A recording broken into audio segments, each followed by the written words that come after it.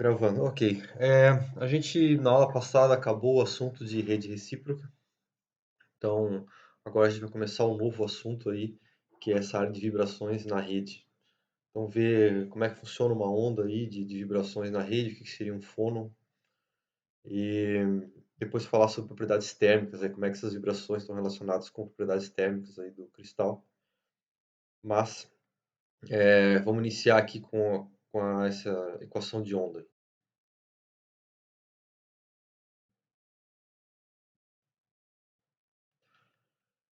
Então, o nome do capítulo é Fônons, né? Fônons 1, falar sobre vibrações no cristal aí, né? Geralmente na forma de uma onda, né? Então, o que que a gente quer? A gente quer achar a frequência de uma onda elástica, né? Lembrando que uma onda elástica é uma onda que se propaga por causa da elasticidade, né? Porque as ligações atômicas aí se comportam meio que como molas, vamos dizer assim, né? Então, isso gera uma onda elástica, pode ser pensado, por exemplo, numa onda sonora, num sólido, né? Então, a gente quer achar qual que é a frequência dessa onda elástica num sólido, em termos aí do vetor de onda, que é o k, né, vetorial aqui. Então, o vetor de onda inclui o número de onda e também inclui a direção aí da propagação dela. E também das constantes elásticas aí, da rede. As constantes elásticas, bom, a gente vai ver depois o que seria, né? Mas basicamente, como é que a rede se comporta com uma deformação ou com deslocamento aí dos átomos dentro do cristal, né? E a gente vai analisar o caso inicial de um átomo por célula primitiva. Então, é, a gente viu que não é necessariamente o caso, né? Você pode ter uma base com vários átomos, mas a gente vai ver aqui o caso de que a gente tem só um tipo de átomo na rede e cada célula primitiva vai ter um átomo só. Então esse movimento vai ser descrito através do movimento de diferentes planos aí, tá? E os planos são aqueles planos, aqueles índices lá, você pode, por exemplo, estar falando do plano 100, 110 ou 111, numa rede cúbica aí. Então, a gente vai descrever o movimento do cristal através da definição desses planos atômicos aí. Então, os planos, né, a gente tem a figura aqui embaixo, né? Tem duas maneiras desse movimento dos planos aí acontecer quando você tem a propagação de uma onda. Uma delas é uma maneira longitudinal, que a gente está vendo aqui. Vejo que nesse desenho aqui a onda está se propagando para cá, né? O K está para cá, né? Então, a gente está vendo que os planos aqui estão se movendo de maneira longitudinal à onda, né? Então, vou explicar essa figura aqui. Esses pontilhados aqui é a posição de equilíbrio do plano, tá? Então, esse aqui seria esses pontos pontilhados aqui, que é a posição que ele estaria se não tivesse nenhuma perturbação, nenhuma onda passando ali, né? O deslocamento, por exemplo, do plano, os planos estão numerados como S-1 aqui. Esse aqui é o plano S, esse aqui é o plano S mais 1, esse aqui é o plano S mais 2, como está escrito ali, né? Então, o deslocamento desse plano aqui, por exemplo, o S mais 1 é a diferença entre a posição de equilíbrio do plano e a posição que ele está num dado momento. Então, nesse caso aqui é uma onda longitudinal, né? Porque esses deslocamentos aqui, eles são paralelos à propagação da onda, né? Então, esse é o caso, por exemplo, de uma onda sonora que é longitudinal, em que os deslocamentos do teu meio, do que é que compõe o teu meio, aí seja átomos ou planos, os deslocamentos do teu meio acontecem paralelamente à direção de propagação da onda. Isso é uma onda longitudinal, tá? Então, essa aqui é paralela, né? Então veja que para cada plano S, esse aqui está na posição de equilíbrio, esse aqui está deslocado para cá, né? Mas o deslocamento de um dado plano em relação à posição de equilíbrio dele, como eu falei, tem a mesma direção da propagação da onda, então é paralelo, também conhecida como onda longitudinal.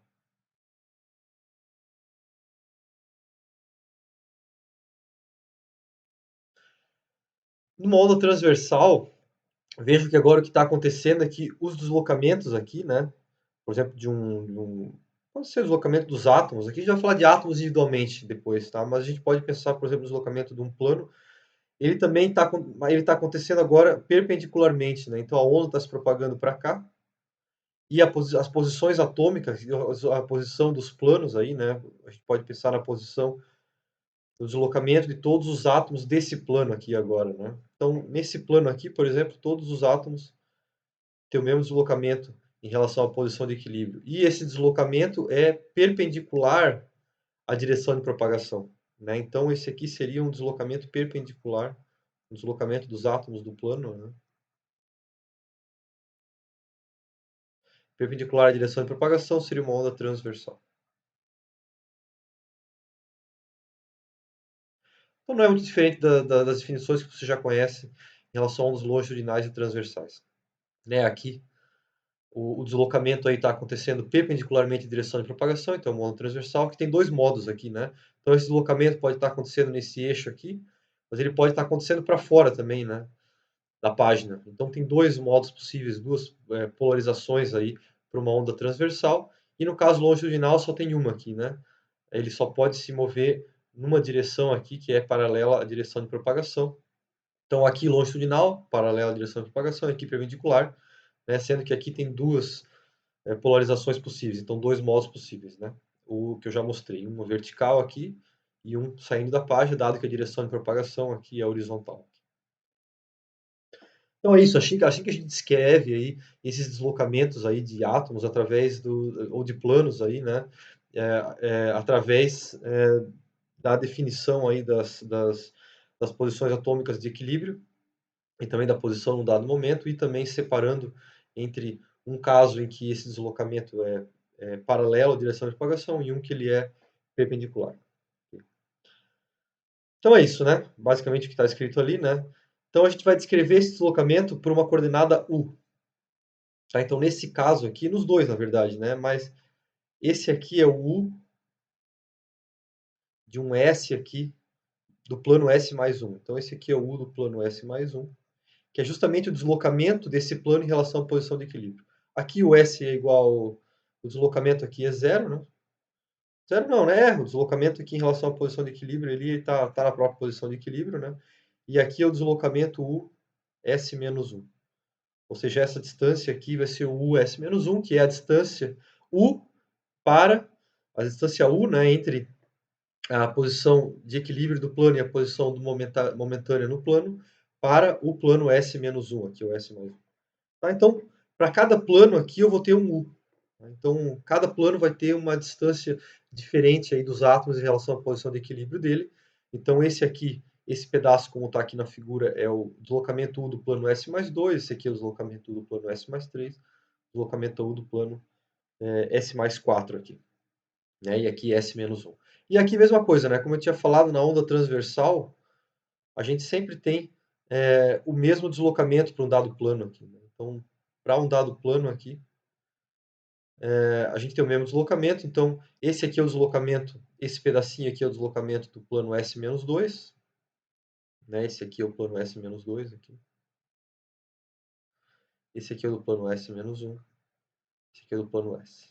Tá? Então, aqui não é zero. Né? Veja que o S aqui não é zero. Né? Então, nesse caso, o que eu chamo de plano S, ele tem um valor aí, né, de deslocamento dos átomos. Mas continua seguindo essa regra, né? A ideia é essa, que cada plano vai ter um deslocamento em relação à posição de equilíbrio, tanto no caso longitudinal, aqui pode ver que todos os átomos do plano têm o mesmo deslocamento, como no caso transversal, pode ver que aqui também, né? Todos os átomos do plano, de um dado plano aqui, têm o mesmo deslocamento em relação ao equilíbrio, a diferença sendo a direção desse deslocamento e como é que essa direção está relacionada aí com a direção de propagação da onda no cristal. Então é isso, né? Como eu falei, agora que como a gente definiu uma coordenada só, né? Então isso aqui virou um problema unidimensional agora.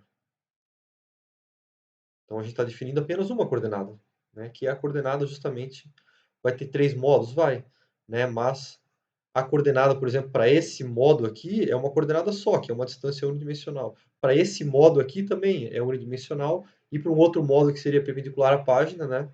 Também seria unidimensional. Então a gente está, na verdade, tratando agora de, em vez de um problema tridimensional, um problema unidimensional que tem três modos, né? Um modo longitudinal e dois transversais. Então é assim que a gente vai descrever aí, né? Mas a gente tem que conhecer quais são as forças aqui, né? Para a gente tem que conhecer como foi falado aqui em cima, né? A gente tem que conhecer quais são as constantes elásticas, ou seja, quais são as forças restauradoras aqui, né? Para cada plano de átomos. Então é isso que a gente vai. Para isso a gente vai usar uma aproximação harmônica. Então isso aqui é só um exemplo de como é que seria um potencial entre dois átomos, por exemplo, uma ligação química. Isso aqui é um potencial de Morse, que é uma aproximação um pouco melhor. Mas a ideia não é essa. A ideia que eu quero mostrar aqui é que para pequenos deslocamentos, lembrando que esses deslocamentos são pequenos, tá? Para pequenos deslocamentos, eu posso usar uma aproximação harmônica. Então, próximo do centro aqui, né, se esses deslocamentos aqui em relação à posição de equilíbrio são pequenos, eu posso pensar isso aqui como um potencial aqui, que é uma função quadrática, né? Ou energia, que é o U aqui, né? Então, perto de um mínimo de energia ou perto de um mínimo para uma ligação entre dois átomos, essa aproximação harmônica é uma boa aproximação. Claro que deve ter aproximações melhores, com certeza tem, né? Mas, por uma descrição simples aqui, isso vai ser suficiente. E nessa aproximação harmônica, a força ela é menos kx, né? Então, a força restauradora ela é proporcional ao deslocamento. Aqui está uma constante positiva aí, né? Mas isso aqui é uma questão de sinal, tá? Depois o K pode ter o sinal negativo pode estar embutido no K. Mas a ideia é que a força restauradora é proporcional ao deslocamento, tá? Porque quando você tem uma força assim, vai gerar um potencial assim, que é um potencial quadrático, e é justamente esse potencial que a gente está usando como aproximação. Então, para uma aproximação harmônica, a força restauradora é proporcional ao deslocamento. Tá? Então, é isso que a gente vai, essa aproximação que a gente vai usar, também conhecida como lei de Hooke. Né? Então, o que eu estou dizendo é que a gente está tratando a distância dos átomos como uma mola comum, aí, então usando a lei de Hooke, que gera um potencial harmônico aí, quadrático, né, que também fornece uma boa aproximação. Justamente por causa disso que a gente pode usar a lei de Hooke, que é conhecida aí, né, F igual a menos kx. Né? Então, essa diferença aí, eu posso falar de quantos átomos? Eu posso falar da diferença entre esse aqui, né, e esse cara aqui, né? Então, o potencial dos átomos do cristal vai ser, como eu falei, né, proporcional aí a força elástica proporcional, né? O potencial vai ser quadrático, né? Mas o deslocamento em relação à posição de equilíbrio pode ser para quaisquer dois planos, não precisa ser só para planos vizinhos. Em princípio, inicialmente. Né? Então eu posso estar falando, por exemplo, do plano aqui S-1 e o plano aqui S mais 4. Tá? Então a gente vai dizer que esse deslocamento aí que gera força restauradora pode ser para quaisquer dois planos.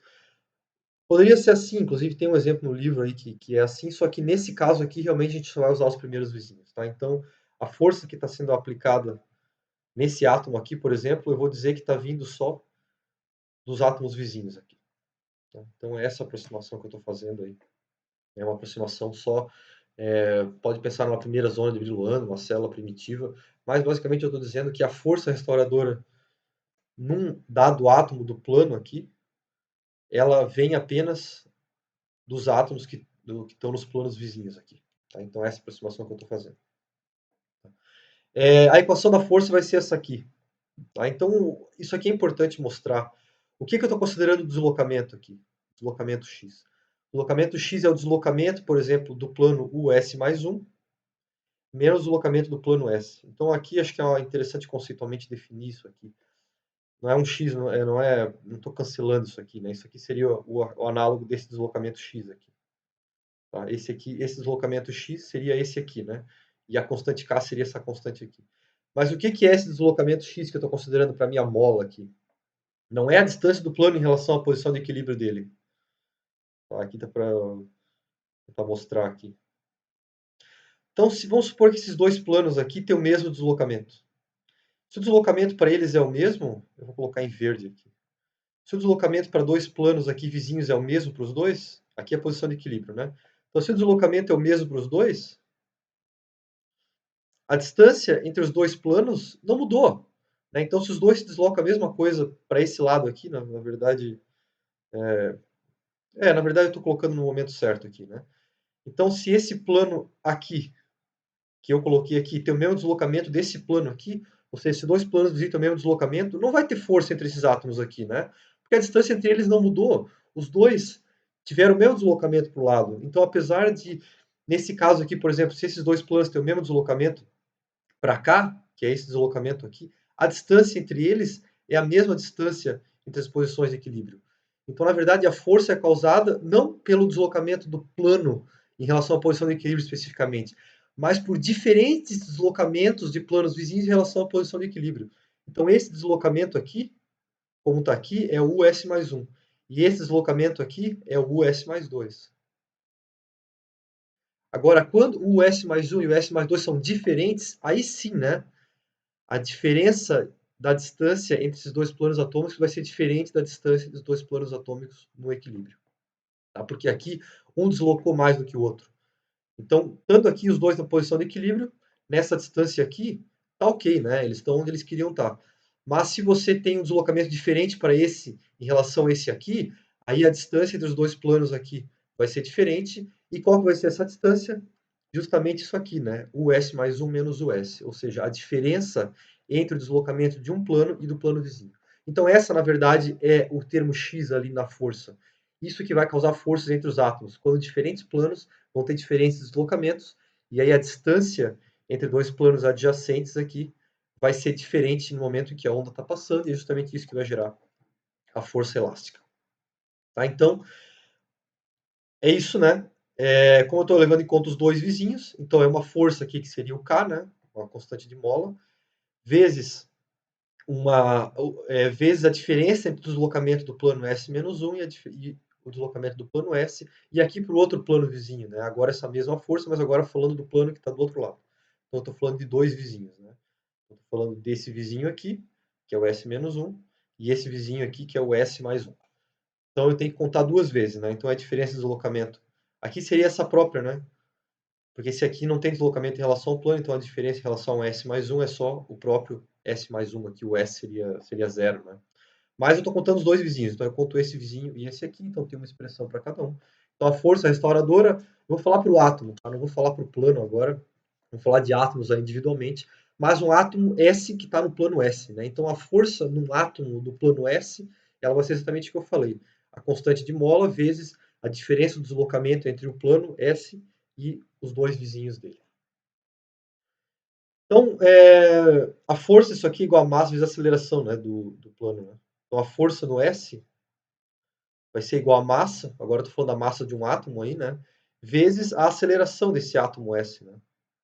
Que isso aqui é a própria derivada segunda ali daquele deslocamento do plano ali. Né? Então, a gente tem uma equação diferencial. Temos uma equação diferencial aí, né, que relaciona a derivada segunda da, da, da posição ali do plano com a diferença da posição desse plano com os planos vizinhos aqui, que é justamente a própria força aqui. Então, essa é a equação de movimento. Deixa eu ver se está aqui. Essa é a equação de movimento para um átomo do plano S. Como eu falei, vem daqui, né? E aí você simplesmente iguala as duas coisas aqui. A gente está procurando uma solução que oscila com o tempo, aí, uma solução de onda, né?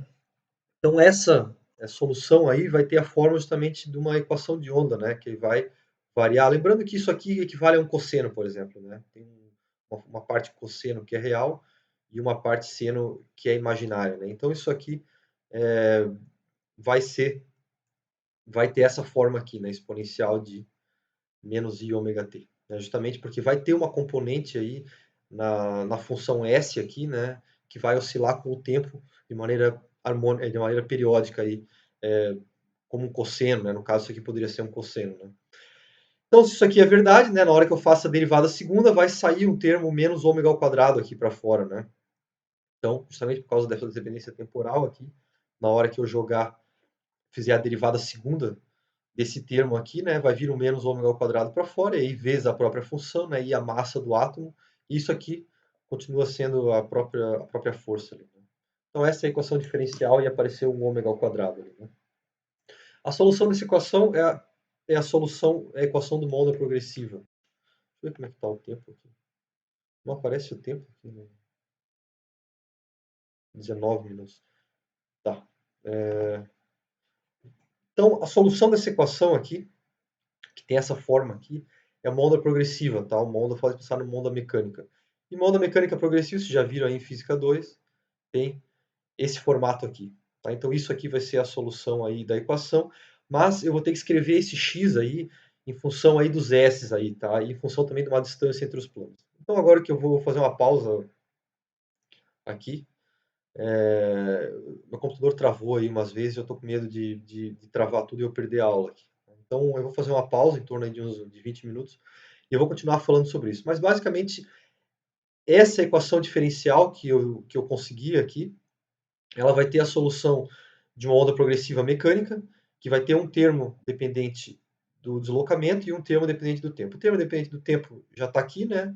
Que foi o que gerou essa igualdade aqui, que colocou esse menos ômega ao quadrado para fora.